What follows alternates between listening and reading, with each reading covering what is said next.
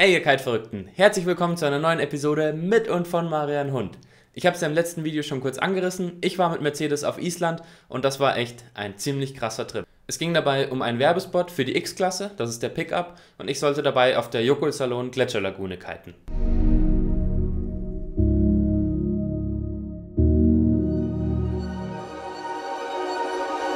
Das Team und ich sind in Reykjavik gelandet, das ist die Hauptstadt von Island und glaube ich auch der einzige Flughafen dort, das ist ziemlich im Süden, und sind dann 5 Stunden lang zur Jökulsárlón Gletscherlagune gefahren. Schon auf dem Weg dorthin wurde klar, dass die Natur hier in einer ganz anderen Liga spielt. Alles geht gefühlt in ewiger Slow Motion, die Sonne ging gefühlt niemals unter, wir hatten irgendwie über 3 Stunden einen Sonnenuntergang, komplett verrückt.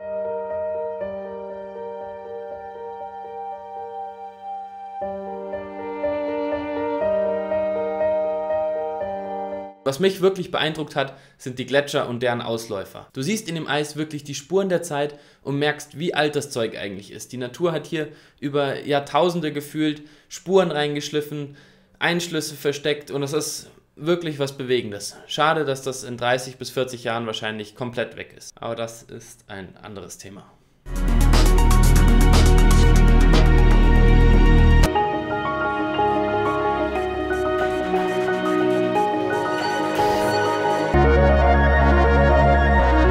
Aber kommen wir nun zu dem Part, warum ihr alle hier seid. Das Kitesurfing.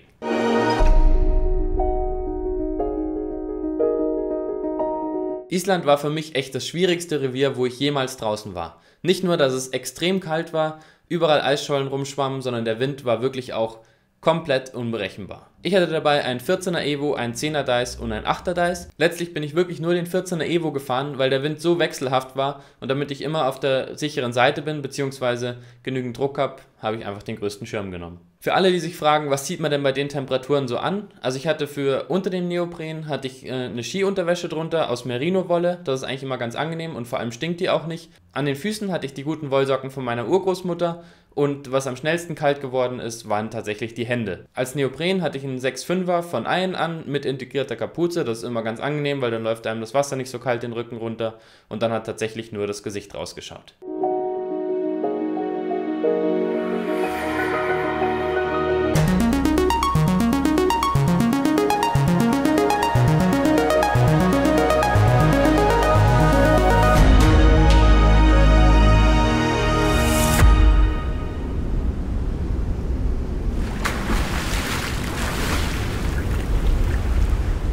Da muss ich einmal unterbrechen, das war eine ziemlich witzige Situation mit dem Berg da.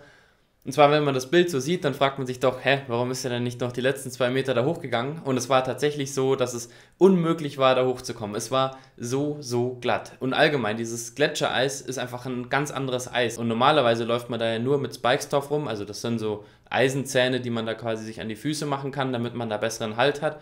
Aber mit den Neoprenschuhen hast du da 0,0 Halt. Und für mich war es unmöglich, da oben auf den Berg drauf zu kommen. Und ich habe dann probiert mit meinem Brett, das habe ich dann wie so ein Steigeisen ins Eisen reingehauen, aber tatsächlich hat das nur dem Brett geschadet.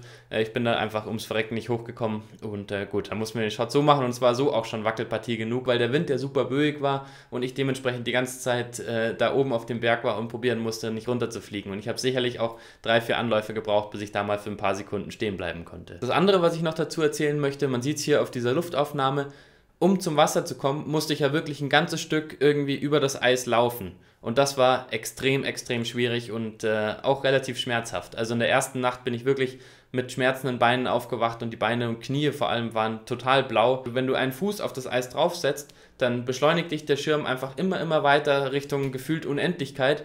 Und das nimmt überhaupt gar kein Ende, bis du irgendwann gegen irgendein Hindernis, was quasi ins Eis eingefroren ist, also zum Beispiel eine Erhöhung oder so, gegenkrachst und dann zum Stoppen kommst. Das klingt schmerzhaft, ist es auch. Für mich war es dann wichtig, mir eine Taktik zu überlegen, wie ich die 200-300 Meter zum Wasser komme. Da es immer wieder Einschlüsse gab, wo ich mich festhalten konnte, habe ich diese genutzt, um mich von einem Einschluss zum nächsten zu hangeln. Das muss man sich so vorstellen, ich habe mir quasi im Kopf überschlagen, der Schirm zieht mich in die Richtung, wenn ich mich in die Richtung wegdrücke, dann komme ich vielleicht letztlich in der Richtung irgendwo raus. Das heißt, ich habe immer so eine Kurve übers Eis gemacht und mich probiert, zum nächsten Hindernis zu drücken. Es gab natürlich nicht immer ein Hindernis irgendwie in den nächsten 4-5 Metern, wo ich mich festhalten konnte. Dementsprechend war das manchmal schwierig und die Kameracrew hat sich kaputt gelacht, wenn ich da irgendwie auf allen Vieren mit meinem Brett probiert habe, auf dem glatten Eis zu hängen und nicht wegzurutschen.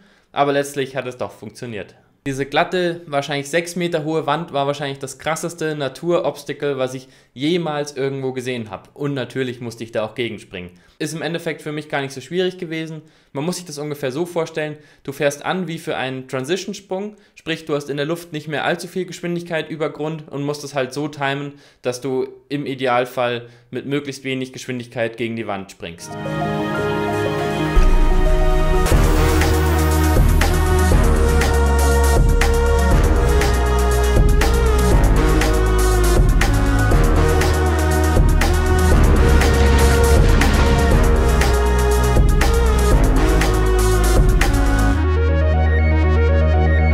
Das Eis hat aber auch unfassbar viel Spaß gemacht. Klar, es war gefährlich und es war auch nicht immer so vorhersehbar, was da passiert, aber man konnte über das Eis wirklich drüber surfen, man konnte es als Slider benutzen, es waren Kicker drin, man konnte wirklich auch über große Eisberge komplett drüber sliden. Es hat riesen Spaß gemacht. Um so über das Eis sliden zu können, habe ich natürlich die Finnen demontiert. Das hat es mir dann fürs Springen im normalen Wasser nicht ganz so leicht gemacht, weil du natürlich mit Wollsocken, Neoprenboots und dann ohne Finnen relativ wenig Gefühl und Führung hast, aber 1-2 Sprünge gingen auch so.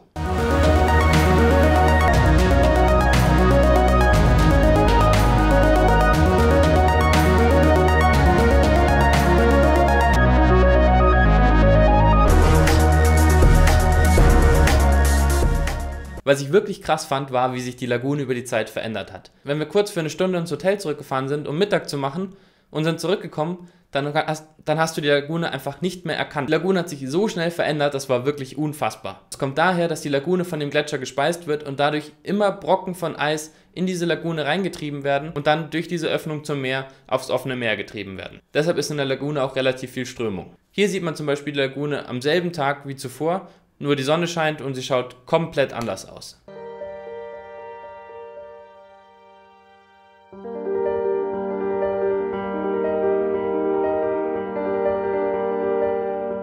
Was man noch dazu sagen muss, ist, dass das Wasser und die Luft meist eine unterschiedliche Temperatur haben und sich dadurch die Eisblöcke unter Wasser und an der Luft eben verschieden entwickeln. Ist der Eisblock jetzt auf einmal über dem Wasser schneller geschmolzen als unter Wasser, dann dreht er sich innerhalb von Sekunden. Und das ist wirklich beeindruckend, wenn sich so ein riesen Koloss einfach einmal umdreht. Und es ist natürlich auch nicht ganz ungefährlich, weil wenn du da jetzt in der Nähe bist, nicht so geil.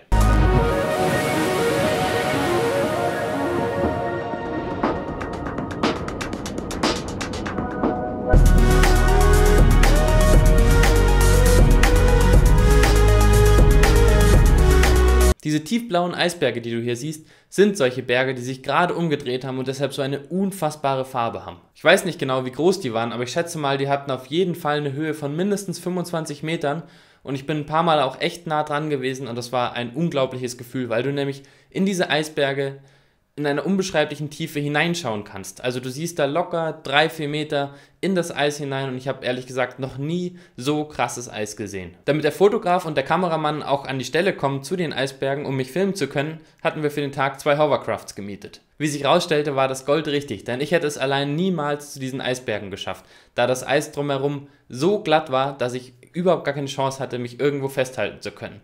Und was dann richtig cool war, ist, dass ich mich auf das Hovercraft draufstellen konnte und mich das Hovercraft Richtung Spot gezogen hat. Was man gerade im Video auch gesehen hat, ist, dass es urplötzlich auch mal keinen Wind haben kann. Ist im Prinzip eigentlich nicht weiter schlimm, wenn du gerade auf irgendeiner Eisscholle bist. Was eher suboptimal ist, wenn du gerade irgendwo mitten im Wasser bist und der Schirm runterfällt und du dann bis zur nächsten Eisscholle schwimmen musst.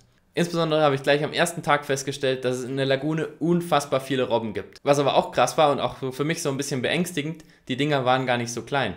Und wenn es da Robben gibt, gibt es da auch Orcas? Who knows? Naja, wie dem auch sei, ich habe es überlebt. Wir haben natürlich bei der ganzen Geschichte auch einige Fahrzeugaufnahmen geshootet.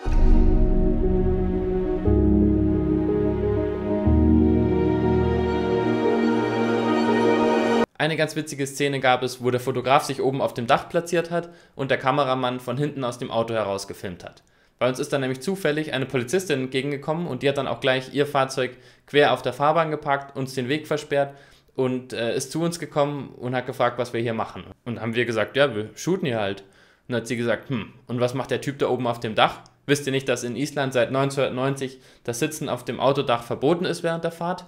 Und dabei musste sie so lachen und hat gesagt, so los, fahrt weiter. Insgesamt war das wirklich ein Trip, den ich nie vergessen werde. Es war etwas ganz Besonderes. Vielen Dank an Mercedes, dass ich da dabei sein konnte. Und ich hoffe, ihr konntet auch ein paar einzigartige Impressionen sammeln und habt jetzt Bock auf ein richtiges Abenteuer. Bis bald, peace out.